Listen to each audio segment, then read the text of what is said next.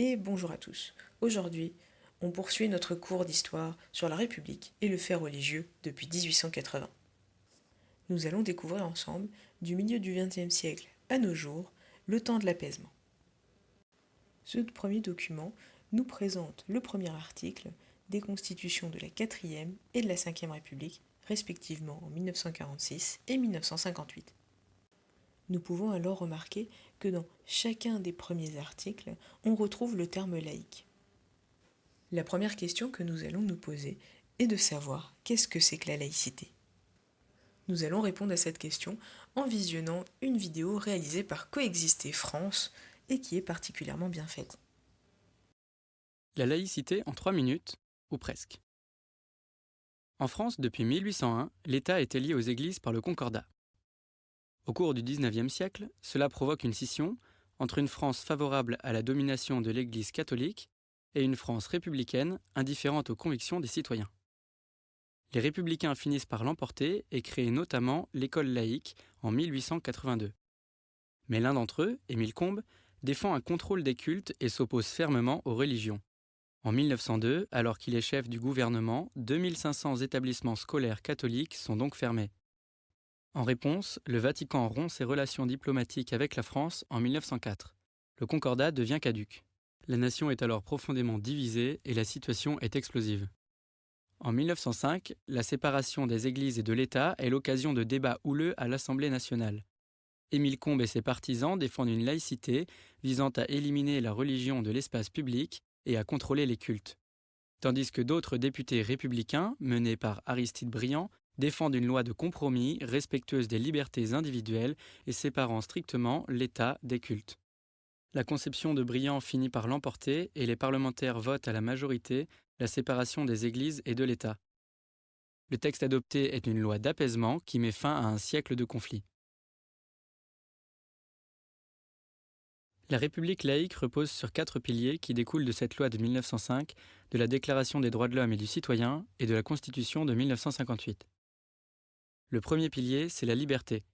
Les citoyens sont libres de croire ou de ne pas croire, de changer de religion ou de ne plus en avoir, et de l'exprimer chez eux, mais aussi dans l'espace public, dans la limite du respect de l'ordre public. Ils sont donc libres de porter un voile ou une croix dans la rue, une kippa pour aller voter à la mairie ou un turban sikh dans le métro. Deuxième pilier, la séparation des églises et de l'État. Les cultes n'interviennent pas dans la gestion de l'État et la loi n'émane que du peuple. Réciproquement, l'État n'intervient pas dans l'organisation interne des cultes. Troisième pilier, la neutralité de l'État. Elle concerne les agents de l'État et du service public, mais pas ses usagers. Par exemple, les policiers, les juges ou les enseignants ne doivent montrer aucune appartenance. Mais neutralité ne veut pas dire indifférence. Le ministre de l'Intérieur peut entretenir des relations avec les représentants des cultes. Dernier pilier, l'égalité. Tous les citoyens sont égaux devant la loi et le service public, quelles que soient leurs convictions. Finalement, la laïcité permet à chacun d'exprimer librement ses convictions dans le respect de la loi et des autres. Cependant, la République laïque reste ferme à la fois contre les dérives intégristes contraires à la loi, mais aussi contre ceux qui appellent à la haine des religions et des croyants. De plus, il est nécessaire de savoir ce qu'est une constitution. Une constitution est un ensemble de lois qui fixent l'organisation et le fonctionnement d'un État ou d'un ensemble d'États.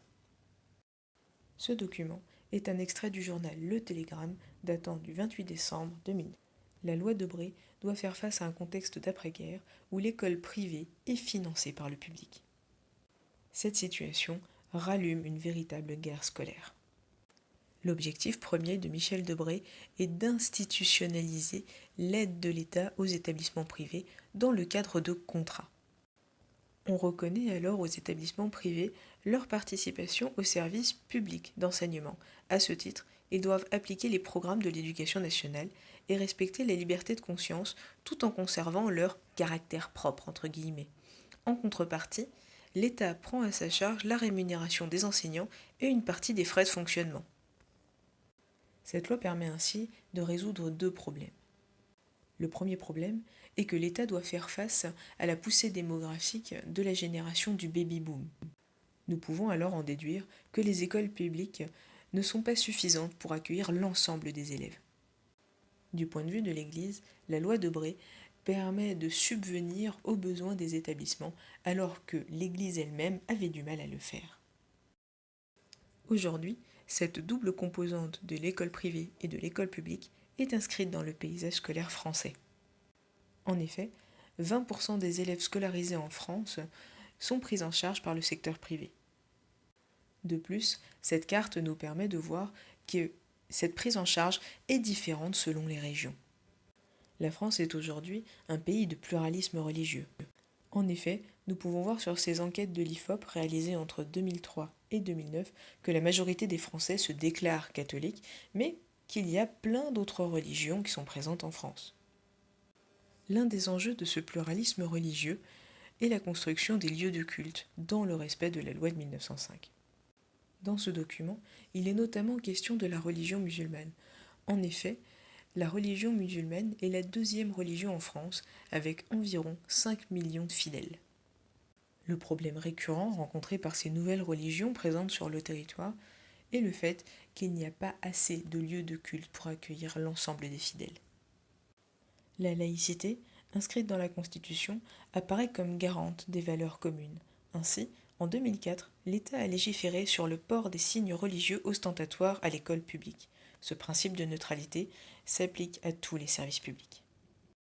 Cette loi a posé de nombreuses questions quant à son application dans les établissements scolaires. C'est ce que nous allons voir maintenant dans un extrait du journal de France 3 datant du 1er septembre 2004. En France, cette prise de tâche va sans aucun doute peser sur la rentrée scolaire puisqu'elle a remis au premier plan la loi laïcité. Aujourd'hui, les enseignants effectuent leur propre rentrée et ils se préparent avec les proviseurs à gérer au mieux les éventuels problèmes de voile islamique. Reportage en banlieue parisienne, Yann Fossurier, Stéphane Taponnier. Les enseignants du lycée Jacques Brel de la Courneuve ont repris le travail aujourd'hui. Découverte des emplois du temps, première réunion pédagogique. Un début d'année scolaire presque comme les autres s'il n'y avait demain l'entrée en vigueur de la loi sur la laïcité. Une loi qui soulage ici la plupart des professeurs. Moi j'ai l'impression que ça enlève une épine du pied à certains. Pas à moi, dans la mesure où ça ne me posait pas de problème particulier, mais j'ai l'impression qu'au moins on va plus se diviser là-dessus et ça permettra de se concentrer sur d'autres sujets. L'an dernier, une dizaine de jeunes filles venaient voiler chaque jour dans ce lycée. Une infime minorité pour un établissement de 1050 élèves. Cette tolérance disparaîtra dès demain avec la loi. Le proviseur s'y est déjà préparé. Le dialogue a commencé avec les familles dès le mois de juin pour les élèves que nous connaissions et puis pour les nouvelles élèves également, pour les nouveaux élèves, lorsqu'ils sont venus s'inscrire. Donc voilà, maintenant, effectivement, je souhaite que surtout l'application de cette loi permette de ne pas exclure des élèves. Un souhait partagé par François Fillon. Le ministre de l'Éducation nationale, en visite cet après-midi au lycée Jacques Brel, a donné pour directive de n'exclure aucune élève voilée dans un premier temps. Les jeunes filles réfractaires seront accueillies normalement et le dialogue immédiatement entamé. Si celui-ci échoue, des sanctions disciplinaires seront alors prononcées.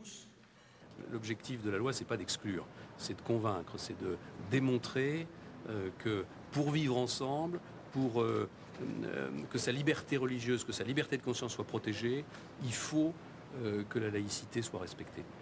La loi sur la laïcité exclut le port ostensible de signes religieux à l'école, non seulement le voile islamique, mais aussi la kippa et les croix de grande taille. C'est au chef d'établissement désormais de faire respecter ce principe. Nous avons à présent terminé ce cours sur la République et le fait religieux depuis 1880. J'espère que celui-ci aura été suffisamment clair. Si vous avez des questions, n'hésitez pas à revenir vers moi. Passez une belle journée.